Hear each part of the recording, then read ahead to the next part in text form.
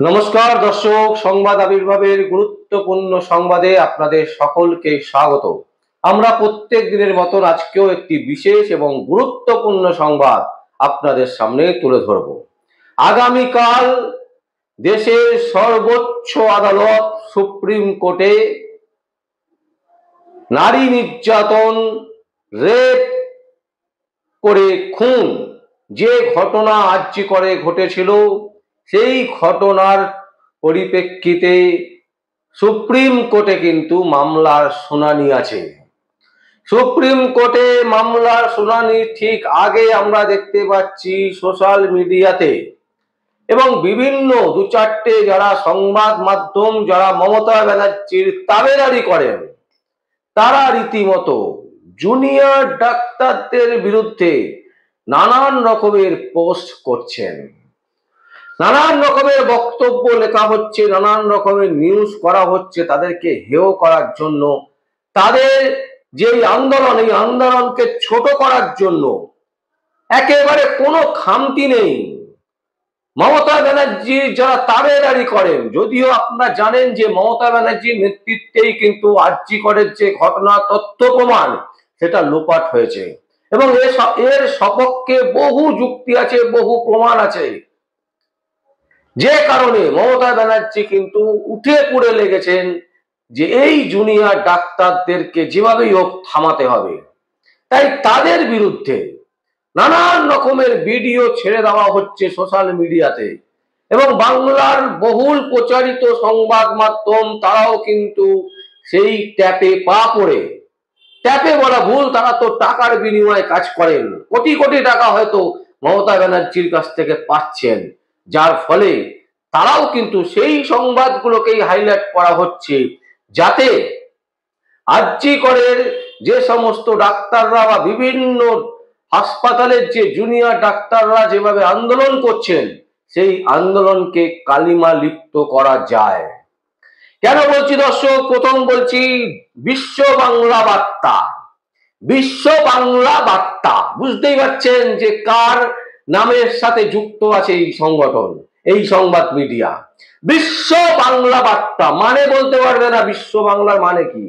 আমরা তো বহু চেষ্টা করেছি বিশ্ব বাংলার মানে খুঁজে পাইনি যে কোনো ডিকশনারিতে আছে কিনা।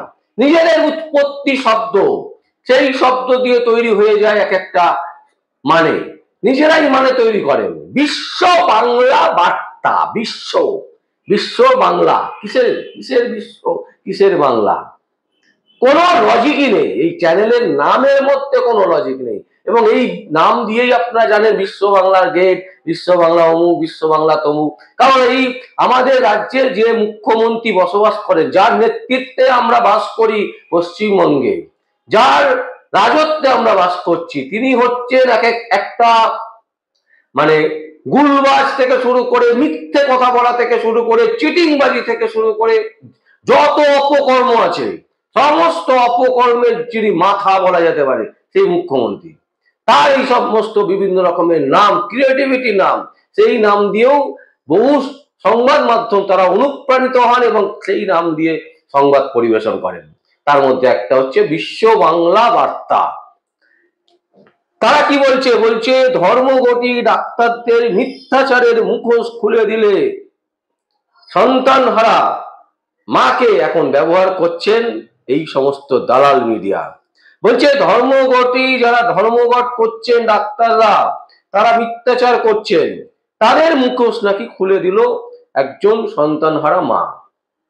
তার মানে কি সন্তানহারা মাকেও এরা ব্যবহার করছেন। একদম স্পষ্ট, সন্তানহারা মা, তাকে কি করে ব্যবহার করতে হয় আমরা সেটাও দেখছি এই মমতা ব্যানার্জির জামানাতে। একজন দুর্নীতিগ্রস্ত মুখ্যমন্ত্রী মমতা ব্যানার্জি, তার জামানাতে আমরা এটাও দেখছি যে সন্তানহারা মাকে নিউজে কিভাবে ব্যবহার করা হচ্ছে। আসুন দর্শক, আমরা আপনাদের সামনে সত্য করে সংবাদটা দেখাই, যে সংবাদটা দেখানো হচ্ছে তাতে কি বলছেন সেই মা। আসুন দেখে নিন। 9টা নাগাদ নিয়ে এসছি, নিয়ে এসে এখানে ডাক্তার ছিল না, তারপরে আউটডোরে নিয়ে গেলাম, আউটডোরেও ডাক্তার ছিল না, 1.5 ঘন্টার মতন ওইখানে অপেক্ষা করতে হয়েছে। তারপরে আবার ওইখান থেকে কিছু ডাক্তার দেখে ব্লিডিং হয়ে যাচ্ছে। আমরা টিকিট করেছি, যা বলেছি ও এমার্জেন্সি আছে। হাসপাতালে কটার সময় আমরা এসেছি 9টা 5-10-এর মধ্যে, 9টা 5-10-এর মধ্যে এসেছি। এসেই আমি ট্রমা বিল্ডিংয়ে ঢুকে আমি ম্যাডামকে বলছি, ম্যাডাম এখানে মানে ডাক্তার আছে এমার্জেন্সি, বলছে আগে টিকিট করুন। করলাম ওইখানে টিকিট করে আমি বলছি ডাক্তার আছে না এখানে, তখন ম্যাডাম বলছে না এখানে তো কোনো ডাক্তারই নেই। উনি বলতে পারবে, ম্যাডাম বলতে পারবে যে আমি একটা ডাক্তারকে এনে এখানে দাঁড় করিয়েছি, আপনার সামনে দাঁড় করিয়েছি। ম্যাডাম বলতে পারবে না যে এখানে যে ডাক্তার করে যে সিস্টার ম্যাডাম যে বসে থাকেন, উনি বলতে পারবেন না যে আমি এই ডাক্তারটাকে এনে এখানে দাঁড় করিয়েছি। আমি যে ম্যাডাম সিরিয়াস। ডাক্তাররা অ্যাটেন্ড করলেন সেটা কটার সময়? আমাকে ওইখান থেকে বললো যে আপনি আউটডোরে যান, ওইখানে গিয়ে টিকিট করুন। ঠিক আছে, আমি আউটডোরে গেলাম, গিয়ে টিকিট করলাম। আউটডোর থেকে বললো 106 নম্বর রুমে যান। আমি 106 নম্বরে গেলাম। 106 নম্বরে গিয়ে দেখছি দরজা বন্ধ। আমি গিয়ে দরজা ধাক্কাচ্ছি, কারণ আমার এমার্জেন্সি, আমি দরজা ধাক্কাচ্ছি। একজন ম্যাম দরজাটা খুলে মুখ বাড়িয়ে বলছে কী ব্যাপার? আমি বলছি এরকম অ্যাক্সিডেন্ট ম্যাম, এরকম এই ব্যাপার। বলছি এখন তো এখানে ডাক্তার নেই। আমি তাহলে ম্যাম কখন আসবে ডাক্তার? না কখন আসবে সেটা তো আমি বলতে পারছি। আমি মানে ম্যাডাম যে বললেন আমাকে, আমি জানি না উনি কে, তা আমাকে বললো যে এখন ডাক্তার নেই, উনি এই কথা বললেন আমাকে। ঠিক আছে, তখন বলার পরে আমি ওইখানে মানে কিছুক্ষণ একটু ওয়েট করলাম। ওয়েট করার পর আমাকে একজন বললো আপনি আবার ট্রমা বিল্ডিংয়ে যান, গিয়ে আবার বলুন যে পেশেন্ট এমার্জেন্সি, ওখানে ডাক্তার নেই। আমি আবার এখানে এসে আবার ওই ম্যাডামকে বলছি, ম্যাডাম পেশেন্ট এমার্জেন্সি, ওই আপনি ডাক্তারকে ডাকুন। ম্যাডাম উঠলো, উঠে এই ঘর ওই ঘর দুটো ঘর উঁকি মেরে দেখলো, দেখে বলছে আপনি দাঁড়ান আমি একটু দেখছি। আমি দাঁড়িয়ে আছি, তাও 5-7 মিনিট হয়ে গেছে আমি দাঁড়িয়ে আছি। তারপরে মা একজনের নাম্বার থেকে আমাকে ফোন করে বলছে যে তাড়াতাড়ি আসতে, যে এখানে একজন ডাক্তার এসছে 106 নম্বর রুমে আউট। সেটা কটার সময়? তাও মানে 1 ঘন্টা মানে ওভার হয়ে গেছে। 1 ঘন্টার পরে ততক্ষণে তার ব্লিডিং বেরিয়ে গেছে, অলরেডি প্রচুর ব্লিডিং বেরিয়েছে শরীর থেকে, প্রচুর ওইখানকার যারা পেশেন্ট, যারা মানে আউটডোরে এসছেন, কয়েকজন মহিলা দেখে বলছেন যে এত মানে এত ব্লিডিং হচ্ছে, এত শরীর সাদা হয়ে যাচ্ছে, এত ব্লিডিং, ডাক্তারকে ডাকুন তাড়াতাড়ি করে। ওইখানকার পেশেন্ট বলছে। ঠিক আছে, আবার দৌড়িয়ে এসেছিলাম। তখনই মা ফোন করে বললো এখানে যে তখন ডাক্তার এসছে, তাড়াতাড়ি আয়। মানে নিয়ারলি 10:30টার কাছে আপনাদের ওরকমই টাইম। ঠিক আছে, হ্যাঁ, মানে 1 ঘন্টা ওভার হয়ে গেছে। একটা পেশেন্টের যদি এত ব্লিডিং বের হয়, তাহলে পেশেন্টটার কি পরিণতি হবে? ওর তো ইমিডিয়েটলি ট্রিটমেন্ট দরকার। ওর যে ক্রিটিক্যাল অবস্থা, ওর পায়ের যা কন্ডিশন, পা থেতলে গেছে, লরি চলে গেছে পায়ের ওপর দিয়ে, ওর তো ইমিডিয়েটলি ট্রিটমেন্ট দরকার। ওইখান থেকে তারপরে পাঠালো এখানে, ওইখান থেকে নিয়ে আসলাম সেই পেশেন্টকে। নিয়ে আসার পরে তারা ব্যান্ডেজ করলো। ব্যান্ডেজ করার পরে এবার কিছু ফর্মালিটি আছে এক্সরে করার, সেটা করার জন্য আমাকে বলল যে ওই বিল্ডিংয়ে যান, ওই বিল্ডিং থেকে এই করুন, আপনি জেরক্স করুন, করে নিয়ে তারপরে আপনি এক্সরে রুমে যান। আমি ওই বিল্ডিংয়ে গেছি, সেটা এক্সরে সেটা করার জন্য, রিপোর্টটা জেরক্স করার জন্য। ওখানে আবার ডাক্তারবাবু তার আবার সেই প্রেসক্রিপশনে সই ছিল না। আমি আবার রিটার্ন এসেছি, এসে আবার সই নিয়ে আবার গেছি, গিয়ে তারপরে আবার ওইখানে কাজটা করিয়ে জেরক্স করিয়ে তারপরে আমি পেশেন্টকে নিয়ে আমি তখন এক্সরে রুমের দিকে আমি তখন গেছি। আমাকে এক ভাই হেল্প করেছে, হ্যাঁ, আমি সেখানে গেছি, পৌঁছাতে পেরেছি। যাওয়ার পরে সেই ভাই তাড়াহুড়ো করে কাগজপত্র জমা দিয়ে যাই হোক কাজটা করার চেষ্টা করছে, যে পেশেন্ট ভীষণ ক্রিটিক্যাল, পেশেন্টের এক্সরেটা খুব দরকার। সে ভাই করিয়ে যখন এক্সরে রুমে নিয়ে গেছে, ট্রলি থেকে যখন এক্সরে টেবিলে তুলছে, ততক্ষণে ছেলে শক্ত হয়ে গেছে। ঠিক আছে, প্রায় 12টাই হবে। ছেলে ততক্ষণে শক্ত হয়ে গেছে, ছেলেকে এরকম ধরে সাইড করা যাচ্ছে না, তোলা যাচ্ছে না, যাই হোক। এবার যখন টেবিলে শুয়েছে, আমি তখন দেখছি যে ছেলেটার মানে বুকটা যেন আর নড়ছে না। মানে এটা আমি বলছি যে ভাইটা আমার সাথে ছিল, বললাম ভাই দেখো তো, ওর মনে হয় বুকটা মনে হয় মানে নড়ছে না। ভাই চুপ করে রয়েছে। যে এক্সরে করছে আমি বলছি ওকে একটু পালসটা দেখুন তো। বলছে না, এটা আমি দেখবো না, এটা ডাক্তার দেখবে। যাই হোক, পায়ের এক্সরেটা করছিল, করা মাত্রই আমাকে বললো যে পেশেন্টকে তাড়াতাড়ি ট্রলিতে তুলুন, এমার্জেন্সি, ডাক্তারের কাছে নিয়ে যান, এমার্জেন্সি। আমি তাড়াতাড়ি করে তুলে দিল, আমি তাড়াতাড়ি করে ট্রলি নিয়ে আমি ট্রমা রুমে বিল্ডিংয়ে গেছি। যাওয়ার পরে আমি গিয়ে বলছি এখানে ডাক্তার আছে, পেশেন্টের পালস দেখুন, এখানে ডাক্তার আছে, পেশেন্টের পালস দেখুন। তখন এক বয়স্ক ডাক্তার, যাই হোক ম্যাডাম ডেকেছে কি যাই হোক কেউ ডেকেছে, উনি তখন বেরিয়ে এসে তখন রুগীর গায়ে হাত দিয়েছে।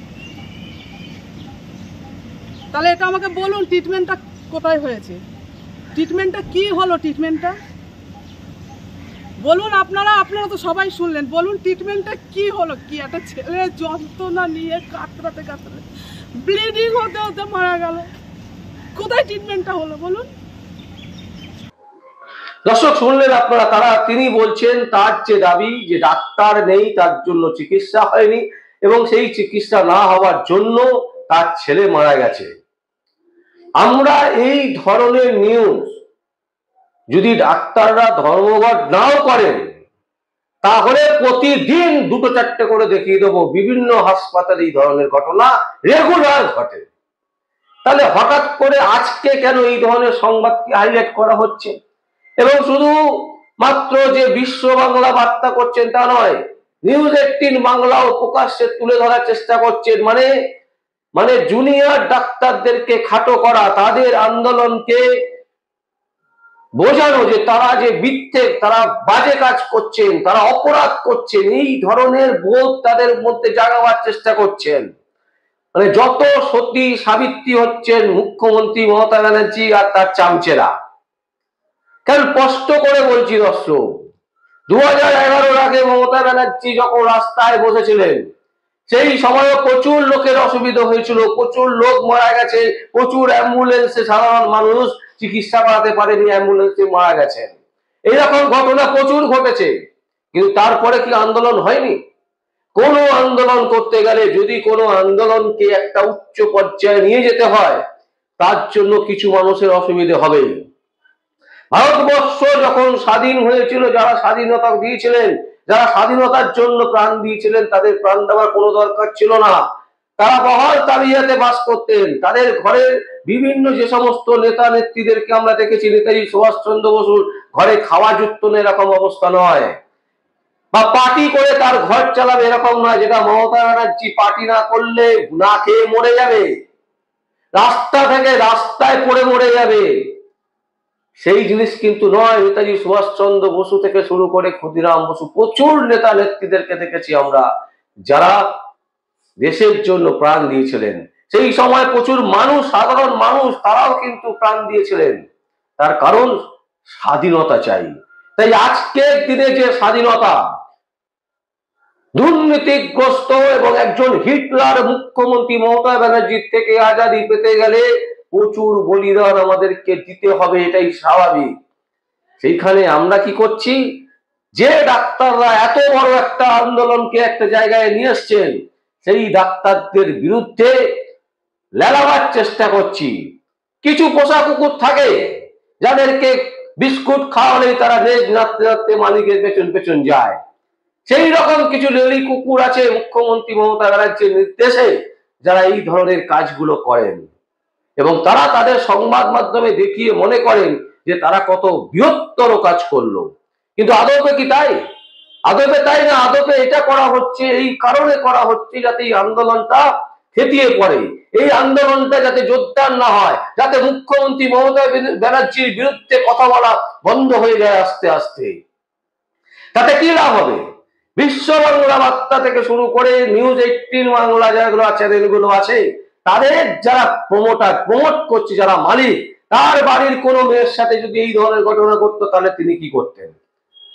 যদিও আমরা জানি এই সমস্ত যে সমস্ত নিউজ চ্যানেলগুলো মার্কেটে কোটি কোটি টাকার বিনিময়ে লঞ্চ করেছে, রাজ্যে চালাচ্ছে, জনপ্রিয় চ্যানেল, এই চ্যানেলগুলোর ফ্যামিলির কথা ভাবে না, তাদের মেয়ে বউ মাদের কথা ভাবে না। তাদের মেয়ে মা বউ যদি ধর্ষণ হয়ে যায় তারা টাকার বিনিময়ে সেটাকে রফা করে নেবে, এটা আমরা জানি। কিন্তু যারা আমাদের মতন খেটে খাওয়া মানুষ, যারা নিরলস পরিশ্রম করেন, যারা সততার জন্য লড়াই করেন, তারা এই জিনিস সহ্য করবে না। তার জন্য বলিদান দিতে হলে বলিদান দিতে হবে। বহু হাসপাতালে সঠিক পরিমাণে চিকিৎসক নেই, সেটা বিশ্ব বাংলা বার্তা নিউজ 18 বাংলা কদিন তুলে ধরেছেন। প্রতিটা দিন প্রতিটা মুহূর্তে বেড নিয়ে জালিয়াতি চিটিংবাজি আপনারা দেখেছেন। এই আরজিকর কাণ্ড নিয়ে আনন্দবাজার পত্রিকাতে একটি নিউজ বেরিয়েছিল, যেখানে দেখানো হচ্ছে যে এতগুলো সিট সরকারি নিয়মে আছে, এতগুলো সিট বেসরকারি, এতগুলো সিট নেই।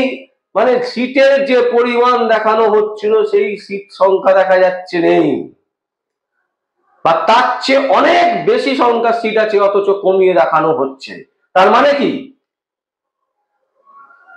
যত পরিমাণে ডাক্তার প্রয়োজন বিভিন্ন হাসপাতালে সেই পরিমাণে ডাক্তার কি আছে? পর্যাপ্ত পরিমাণে ডাক্তার কেন নিয়োগ হচ্ছে না? কেন ডাক্তাররা বাইরে চলে যাচ্ছেন? তার একটাই কারণ, মমতা ব্যানার্জির ভ্রান্ত এবং স্বৈরতান্ত্রিক একজন রাজনৈতিক নেত্রীর জন্য সারা পশ্চিমবঙ্গের এই হাহাকার। শুধু ডাক্তারদের ক্ষেত্রে নয়, আজকের আনন্দবাজার পত্রিকা যদি দেখেন তাহলে দেখবেন যে কি বিভীষিকা পশ্চিমবঙ্গে চলছে। আমরা দেখাচ্ছি আনন্দবাজার পত্রিকার সেই ফ্রন্ট পেজে আজকে বেরিয়েছে, যেখানে একটি হাসপাতালের যিনি অধ্যক্ষদের ডিন, তাকে হুমকি দেওয়া হচ্ছে, পরীক্ষার প্রশ্নপত্র টাকার বিনিময়ে বিক্রি হচ্ছে। এই পরিস্থিতিতে দাঁড়িয়ে বিশ্ব বাংলা বার্তা নিউজ 18 বাংলা এনারা দেখাচ্ছেন যে একটা মা নাকি তার সন্তানকে হারিয়েছেন। একটা সন্তান না, হাজার সন্তানকে হারাতে হলে হারাতে হবে। এই আন্দোলনকে তীব্রতর করার জন্য যতদিন পর্যন্ত না মমতা ব্যানার্জি রেজিগনেশন দিচ্ছেন বা পালিয়ে যাচ্ছেন ভারতবর্ষ থেকে, ততক্ষণ পর্যন্ত এই আন্দোলন চালাতে হবে। তার জন্য বহু মায়ের সন্তান মারা যাবেন, বহু সন্তান তাদের স্ত্রীকে হারাবেন, বহু সন্তান তাদের বাবাদের হারাবেন। হারাতে হবে, কোনো কিছু না হারিয়ে কোনো কিছু পাওয়া যায় না। আর যেখানে একজন স্বৈরতান্ত্রিক মহিলা বসে আছেন মুখ্যমন্ত্রীর আসনে, তাকে সরাতে গেলে তো এই ধরনের ঘটনা ঘটবেই। আমরা যেভাবে দেখছি দর্শক, এই দেখার মূল কারণ হচ্ছে, আমরা জানি যে আরজিকরের নিউজ আমরা আজকে থেকে করিনি, এর আগেও করেছি, বাম আমলেও আমরা আরজিকরের নিউজ করেছি। এখানে দেখেছি যে কুকুর কিভাবে ঢুকে একটা বাচ্চা ছেলেকে খেয়ে নিচ্ছে, সেই নিউজও আমরা করেছিলাম আমাদের সংবাদ আবির্ভাবের পত্রিকাতে, তখন আমাদের নিউজ পেপার বেরোতো। আমরা দেখেছি সেই সময়কার ঘটনা। আজকেও সেই একই অবস্থা, সেদিন কুকুর খাচ্ছে, আজকে একজন মহিলা ডাক্তার যিনি স্বপ্ন নিয়ে ডাক্তারি করতে এসছেন, যিনি সেবা করতে এসছেন, সেই ডাক্তার মহিলাকে কি করা হলো? একজন না একাধিক মানুষ তার ওপর অত্যাচার চালানো সারা রাত বসে। তারপর তার হাত পা ছিঁড়ে দেওয়া হলো, মাথা ছিঁড়ে দেওয়া হলো, চোখ দিয়ে রক্ত বেরিয়ে এলো, কি নৃশংস হত্যা হলো। সেই নৃশংস হত্যার প্রতিবাদ যদি করতে হয়, সেই প্রতিবাদের জন্য, সেই প্রতিবাদকে আরো তীব্রতর করার জন্য বহু সন্তান বলি হতে পারে এবং হবে। তার জন্য আমরা প্রস্তুত। যে মায়ের সন্তান গেছে তার নিশ্চয়ই তাকে সমবেদনা জানাবো অবশ্যই, কিন্তু সেই সংবাদকে হাইলাইট করে, সেই সংবাদের যে আর্টিকেল, সেই আর্টিকেলকে হাইলাইট করে ডাক্তারদেরকে, জুনিয়র ডাক্তারদের প্রতি যে বিতৃষ্ণার বীজ বোনার চেষ্টা করছে তৃণমূল কংগ্রেস এবং তার চামচেরা, তার দাবেদারি করে যারা দালালরা, তারা কিন্তু এবারে ব্যর্থ হবেন। কোন অবস্থাতেই তারা কুল কিনারা পাবে না। সে নিউজ 18 বাংলা হোক, বিশ্ববার্তা বাংলা হোক, কুণাল ঘোষ হোক, তারা কিন্তু কুল কিনারা খুঁজে পাবে না, ছাড়া হবে না যতক্ষণ পর্যন্ত না এর জাস্টিস হচ্ছে। আরজিকর কাণ্ডের প্রকৃত দোষীদেরকে শাস্তি দিতে হবে। যারা আরজিকর কাণ্ডে তথ্য প্রমাণ লোপাট করার চেষ্টা করেছেন তাদের শাস্তি দিতে হবে। যার নির্দেশে তারা এই কাজগুলো করেছেন তাকে পুলিশি হেফাজতে নিয়ে কঠোর থেকে কঠোরতম শাস্তি দিতে হবে।